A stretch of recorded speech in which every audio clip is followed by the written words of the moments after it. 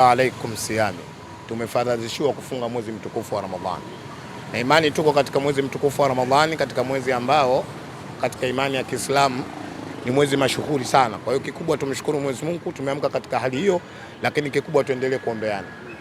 Sheikh Sugu, tuanzie hapa mara baada ya katiba ya Simba Sport Club kukamilika na kurejeshwa kwenye klabu ya Simba Sport Club, watu wengi sana kwenye kipengele cha mwekezaji kimezua ukakasi. Sheikh Mikoi Kisugu. Na mimi nimeona kwanza tuipongeze serikali kupitia wizara kwa jitihada na namna ambavyo walichokifanya ili kuhakikisha kwamba hili jambo limekwenda limekaa sawa sawa, limekamilika. Lakini kabla yote asijazungumza, nichukue nafasi hii kwa moyo mkunjufu, na naamini katika hili ambalo ninazungumza waandishi wa habari mnatakiwa liwe historia, japokuwa siku mbili, lakini hamkulitaka kuzungumza. Nichukue nafasi hii nimpongeze mkuu wa mkoa wa Dar es Salaam Mheshimiwa Albert Chalamila. Kuna jambo kubwa amelifanya na ameonyesha umuhimu na ukubwa wa uongozi na maana ya uongozi ni nini. Juzi mmeona namna ambavyo alivyomkutanisha Haji Sande Manara Bugat na ndugu yangu Dula Makabila. Pale amekwenda kuonyesha namna ya kiongozi unatakiwa uweje, namna kiongozi namna gani ambao unahitaji kuongoza jamii ya Kitanzania. Leo hii kilichotokea kwa Dula Makabila na ndugu yangu Haji Sande Manara, kila mmoja anafanyaje? Anakijua. Mheshimiwa Chalamila kwa namna ambavyo alivyofanya, lazima tumpongeze, lazima awe mfano wa kuigwa, na kusudio la Mheshimiwa Chalamila kuona mkoa wake wa Tanzania au wana Dar es Salaam wote wanaongea lugha moja. Nimpongeze sana, sio jambo dogo, ni jambo kubwa. Leo hii Haji Manara ni kioo cha jamii, lazima tukubali hilo. Juma Makabila, Dula Makabila ni kioo cha jamii. Maana yake kuna watu wanahitaji kuishi, kuona namna ambavyo wao wanavyofanyaje, wanavyoishi. Kwa hiyo wao wakiwa wanaishi tofauti, kuna vitu vingi ambavyo watu wanajifunza kutoka kwao kama kioo cha jamii. Kwa hiyo lazima tumpongeze mkuu wa mkoa wa Dar es Salaam Mheshimiwa Chalamila, lakini kikubwa tuendelee kumwombea dua sana, Mwenyezi Mungu aendelee kumpa afya njema. Turudi katika hoja yako na mada yako kubwa uliyozungumza. Kimsingi wana Simba tumefurahi sana. Kilichotufurahisha zaidi, safari yetu ya muda mrefu imekwenda kukamilika. Historia ya mabadiliko ya Simba yalianza 2012.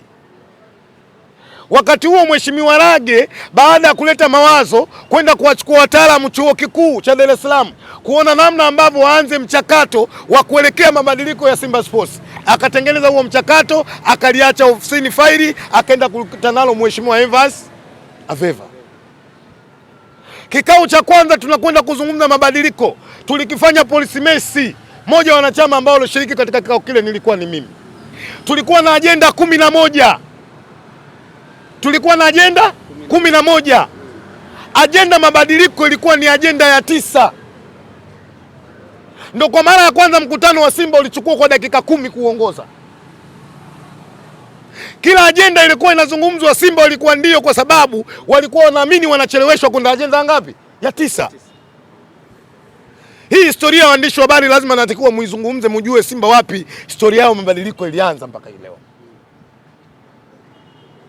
Ilipofika kwenye ajenda ya 9, hakuna mjadala uliojadiliwa zaidi ya wanasimba kushangilia na kupiga makofi huku wakiimba mabadiliko, mabadiliko, mabadiliko, mabadiliko.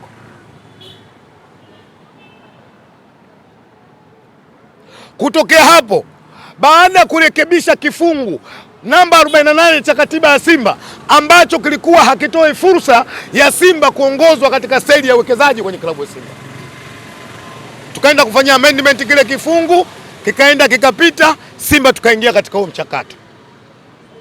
Yaliyotokea hapa kati sitaki kuyazungumzia, ni historia ndefu, ila kilichojiri hivi sasa ni kumpongeza Mheshimiwa Waziri Makonda kwenda kufanya hitimisho. Leo hii Simba tunazungumza, tayari tuna katiba yetu mkononi.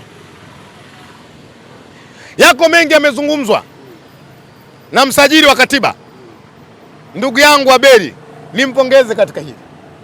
Hotuba yake ilikuwa ndefu, ilikuwa nzuri na ilikuwa ya kupendeza. Lakini nichukue kipande kimoja ambacho mimi Kisugu nilikipenda zaidi kuliko ni vipande vyote.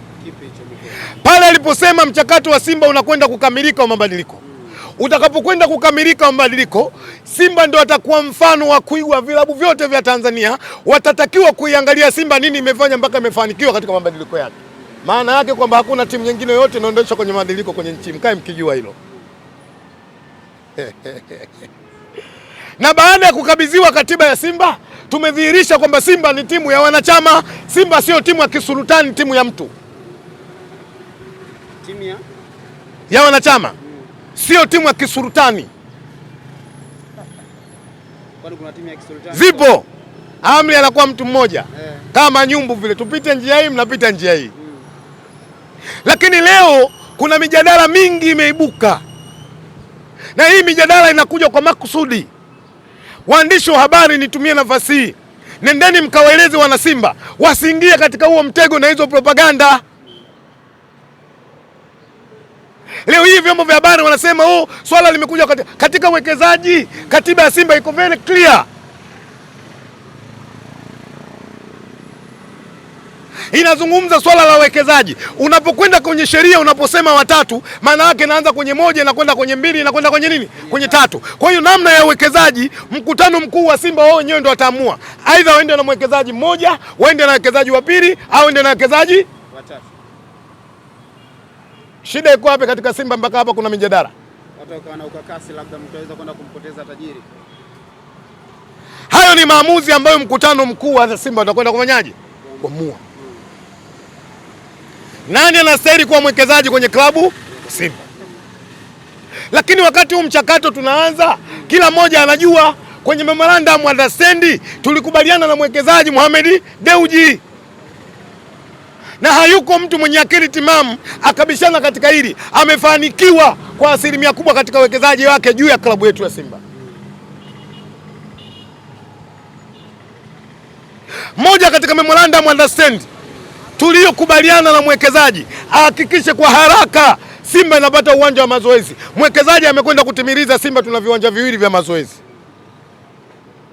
Lakini kuna hoja kubwa ikaibuka kwa watu ambao haitaki mema Simba Sports, wanasema kwa nini moja jenga uwanja?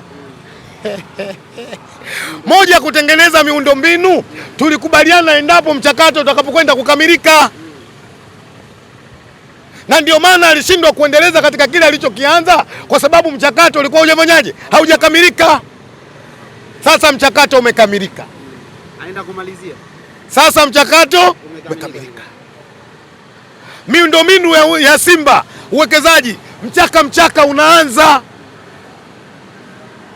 Na ndio maana kuna watu walijua mabadiliko makubwa ya Simba yanakuja, walikuwa wanafanya vigisu. Haiwezekani mabadiliko ya Simba yachukue takriban miaka 8. Ilikuwa inaumiza. Na hapa mimi na mengi ya kusema, lakini si nyakati ya kusema, kwa sababu jambo limekwisha. Kumshukuru Mwenyezi Mungu na kuwapongeza waliofanikisha. Sasa niwaambie wana Simba, wakati wa mchaka umefanyaje, umefika, ili kuiona Simba bora kwenye pichi na kuiona Simba bora katika uwekezaji.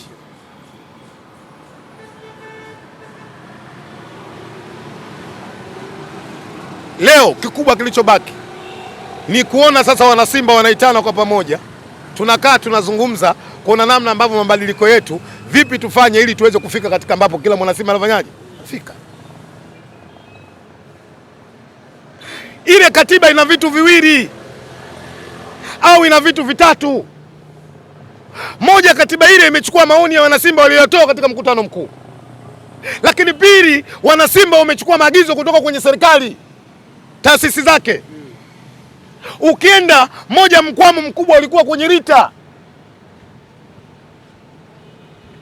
Kwenye katiba ya kwanza ile ya mabadiliko, kuna kipengele kulikuwa na utambuzi kwenda kuitambua kampuni inaitwa Simba Holding Company Limited.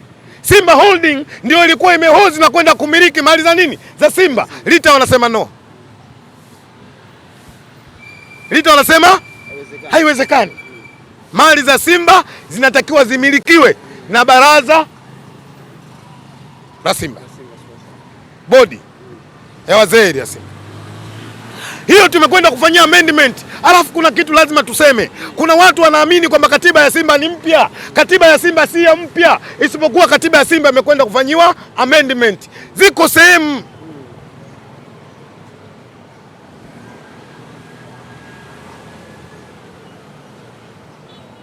tunakwenda kufanikiwa kwenye hili mikoa. Lakini moja ya sababu ya kufanikiwa, lazima turudi kwenye slogan yetu ya Simba nguvu moja. Unajua mimi leo nilivyoamka alfajiri baada ya kumshukuru Mwenyezi Mungu kuniamsha salama, kuna wazo likanijia. Wazo lipi hilo mikoa? Nikasema huyu Mo bado katiba ilikuwa haimtambui 100% kama mwekezaji, kwa sababu ilikuwa haijafanyaje, haijakamilika. Akaipeleka Simba yeye watano. Leo katiba imebadilika. Mo yupo. Simba tumekuwa watano kwa ubora katika bara la Afrika. Simba tunakwenda kwa wangapi? Basi haraka haraka jibu likanambia Simba anakwenda kuwa bingwa, klabu bingwa barani Afrika. Simba anaenda kuwa bingwa barani Afrika. Na hii mikoa inaenda kusaidia moja kwa moja kwenye idara mbalimbali ya Simba Sport Club uwekezaji. Yes. Yako mabadiliko makubwa ambayo Simba anakwenda kutokea. Ziko sehemu nyingi Simba zinakwenda kuwa na mabadiliko. Nikisema niziadisia hapa, waandishi wa habari, nitachukua muda wenu mkubwa sana. Lakini leo hii katiba inatambua lazima ndani ya Simba awepo mkurugenzi wa wanachama wa klabu ya Simba. Huyu atamonita na atakontrol wana Simba wote waliokuwa duniani. Ili kuwa mwanachama lazima utambuzi utaanzia kwa nani? Kwa mkurugenzi. Acha hayo. Lakini kuna mtu ambaye kitaalamu, sijui wataalamu watanisaidia namna ninavyosoma. Yeye atakuwa na remote, kazi yake ni kushauri katika masuala ya soka. Kwa hiyo mimi naamini mabadiliko yatakuwa makubwa sana. Kikubwa tusimame kwenye dua na sala, lakini wana Simba tusimame kwenye umoja ili kuna namna ambavyo Simba inakwenda. Kisugu, nina moja la kuongezea hapo. Umezungumza kwenye kile kipengele ambacho umesema kwamba Simba ndo klabu ambayo inaenda kuwa na mwanzo mzuri wa mafanikio katika katiba yao. Tukizungumzia uongozi, baadhi ya uongozi na baadhi ya mashabiki wa Dar es Salaam Young Africans wakihisi kwamba wao wapo kwenye miongoni mwa katiba ambazo nyinyi mnaenda kuiboresha, wao wapo ndani ya hiyo katiba na wanayo na wako kwenye mfumo sahihi. Umezungumza klabu ambayo inaenda kufanikiwa na itakuwa ya kwanza ni Simba Sports Club. Hii imekaaje kitaalamu? Nimenukuu kutokana kwa Aberi, msajili wa vyama. Hapa tuelewane vizuri. Sasa mimi naamini kama Yanga wana akili timamu kama sisi, sasa wakamoja Aberi, kwa sababu wanachama wa Yanga wanadanganywa juu ya mabadiliko ya klabu yao. Yanga haijaanza hata serusi moja juu ya mabadiliko, zaidi ya Yanga kupata hasara juu ya mabadiliko. Wanaita La Liga hapa. Unajua swali lako linanikumbusha wanyama fulani wanaitwa manyumbu. Sisemi kama watani manyumbu. Kiongozi wa manyumbu akipita kwenye moto, manyumbu wanaofuata lazima apite kwenye nini? Kwenye moto. Lakini swali lako jibu ni hili. Mimi nimenukuu aliyesema msajili kwamba Simba mkifanikiwa katika hili, ninyi ndio mtakuwa na klabu ya mfano nchi hii kwenye mabadiliko, na vilabu vyote vinavyotaka vipite njia yenu. Yanga iko nchi gani? Iko Tanzania. Sasa waandishi, swali hili na kutumeni mimi sasa, la kupeni homework. Mtafuteni Abeli, nendeni mkamuulize klabu gani nyingine imefanya mchakato wa mabadiliko. Chemikoi hapo kwenye upande wa wawekezaji, jana mara baada ya katiba mpya ya Simba Sport Club kutoka na kufanya marekebisho kurudishwa kwenye upande wa Simba Sport Club, miongoni mwa wachambuzi wengi sana walikuwa na doubt hii inaenda kuleta kama mkanganyiko hivi kwenye upande wa wawekezaji. Ni ngumu sana kuwazungumzia wachambuzi. Na hapa unanikumbusha naibu waziri sanaa, tamaduni na michezo. Kama kumbukumbu itakaa sawa, mwaka jana akiwa kati ya mwaka jana mwaka juzi akiwa kwenye bunge la Jamhuri ya Muungano wa Tanzania, alisema kuna haja ya serikali ikajenga vyuo vya wachambuzi kwenye nchi.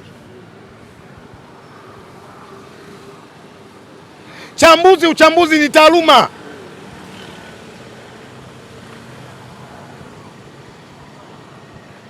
Katiba ya Simba iko wazi, mkanganyiko utoke wapi? Sasa ugopeni sana wachambuzi ambao wanaotumwa kwenye propaganda ili kuhakikisha Simba mipango yao haendi kufanyaje? Kufanikiwa. Yuko mchambuzi nchini, nyinyi ndio mlomhoji waandishi wa habari, alisema ameingia kwenye moyo wa Mpanzu, anajua Mpanzu anaipenda Yanga kuliko timu nyingine yoyote. Sio nyinyi waandishi wa habari mlioji. Hawa ndio wachambuzi wetu. Sasa yeye kama anaingia kwenye moyo wa mtu, kwenda kuuzungumzia moyo wa mtu na kujua mapenzi yake, huyu ni mchambuzi? Alafu unakuja kuniuliza mimi swali Kisugu, eti wachambuzi nimewasikia. Wao kuwasikia wachambuzi umewasikia wasimulizi wa kwenye redio waliokaa wanaamua kusimulia. Shemikoi, kwa hiyo wale ni wasimulizi. Yes, sio wachambuzi. Wachambuzi ni wataaluma. Nenda mkaambia umesoma chuo gani ili mradi wao watambulike kwa wachambuzi. Lakini katiba ya Simba iko very clear. Sisi kama mashabiki wanachama wa Simba na imani kwamba tutaitwa, tutakaa pamoja, utaratibu wetu utaujua namna ambavyo tunakwenda kuwapata nini? Wawekezaji. Nimaliza maswali. Shemikoi, jana mmemwona Buba? Ndio nani Buba? Mshambuliaji mpya wa Young Africans. Niseme kwa sababu niko kwenye funga.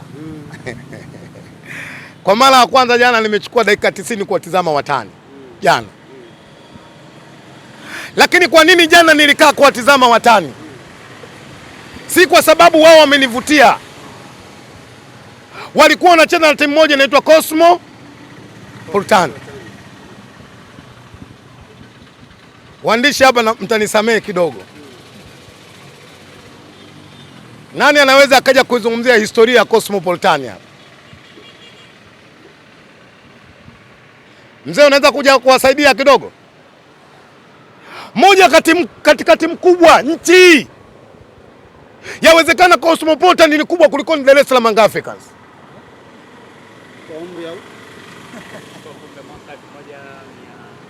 Cosmopolitan ni timu ya pili nchi hii kuchukua ubingwa wa bara. Timu ya pili. Timu ya kwanza 65 Ngwale, nisikilize wewe Ngwale. Timu ya kwanza 65 Simba Sports. Timu ya pili ya kuchukua ubingwa kwa nchini Cosmopolitan. Kwa hiyo mimi nilikwenda kuangalia kwa sababu ya jina Cosmopolitan, nimekwenda kuangalia timu kubwa Cosmopolitan na ukubwa wao wameonyesha jana. Japokuwa sasa hivi wanakusanyana tu mtaani Temeke pale.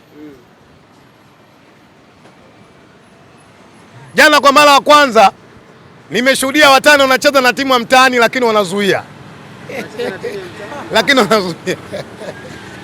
Wataalamu wanasema wana defense. Kwa hiyo kilichonishawishi kwenda kuangalia Cosmopolitan kwa ukubwa wao na kwa historia yao.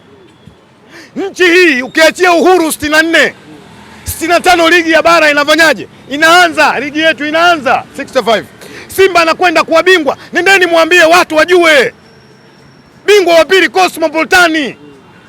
Lakini ukiangalia historia, mwaka ambao Cosmo anachukua ubingwa, Yanga anakwenda kuwakilisha nchi kwa sababu Cosmopolitan alishindwa kwenda kujikimu na kusafiri. Umenielewa wewe? Ila hujamwangalia Buba. Njoo uchukue vitu vipo. Hujamwangalia Buba. Siku zote hata mimi ukinichukua ukinipeleka kwa Levi nakuwa na nguvu. Hata mimi ukinichukua sasa hivi ukinipeleka kwa ndugu zangu wale, weka moja weka nyepesi, hata mimi na nguvu. Lakini jana baada ile mechi kusha, nimepita kwenye mitandao, nimeona maoni ya wanayanga, na hili leo niwakumbushe kwa kocha huyu, Yanga avuki kokote, avuki. Ukiona maana gani? Kama walifanya maamuzi magumu kwa rafiki yangu Feruzi, alikuwa anaitwa yule Forzi, basi na huyu wafanye maamuzi magumu. Hawana mwalimu pale. Unapokwenda kuangalia game ya Dar es Salaam Africans na timu kutoka daraja la chini, unategemea kwenda kuiona entertainment football. Jana kama unaondoa kile kiduara cha magoli pale, ukawacha watu wanacheza unaangalia, wale Cosmo ndio wanaweza kusema hao ndio Yanga.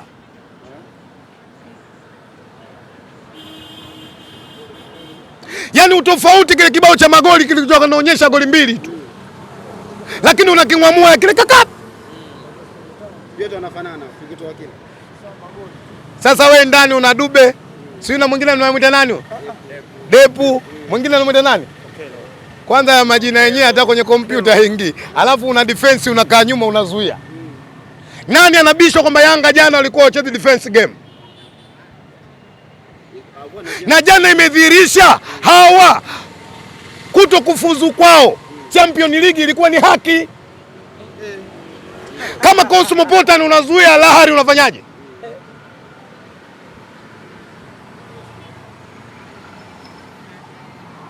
Rafiki yangu mmoja Godi Yanga anajua haya, lakini hawezi kusema. Ukisema unafutwa wanachama, unafukuzwa.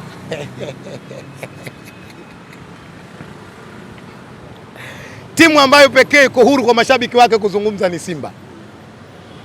Kuna uhuru wa mashabiki kutoa maoni. Yes.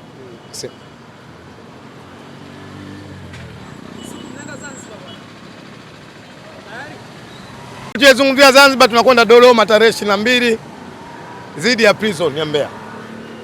Tukimaliza Prison ya Mbeya tutabaki pale pale. Ratiba inaonyesha takwenda kupiga game dhidi ya Dodoma Jiji. Sisi sote hao tunaheshimu. Timu zote zinazoshiriki kwenye ligi ya NBC tunaheshimu. Kwa sababu unajua timu ambazo zimepewa nafasi kwenda kufanya ushindani kama sisi, lakini hatuziogopi. Ila kwa sababu wewe kisha kuna kungwale ndio uliouliza, sikiliza haya majibu. Tukimaliza mechi na Dodoma Jiji, nenda kawaimbie kile kijimbo alichokiimba yule mtaalamu. Sisi sio vilima, sisi ni people. Wana hasira na wao. Wanataka kwenda robo? Wana hasira na nyinyi. Sasa hivi kila ukisikia tutakutana tarehe 1 ndio mnakwenda robo au? Wanasema mnaingia kwa ubaridi. Sisi? Mara baada ya kupelekwa kule. Wapi? Zanzibar. Moja katika sehemu ambayo mimi niwapongeze watani, ni washukuru kwa kufanya maamuzi mechi kuipeleka Zanzibar. Mimi kwangu binafsi nimefurahi sana. Moja sababu ya kufurahi, asili yetu sisi Simba Sports imetokea Zanzibar.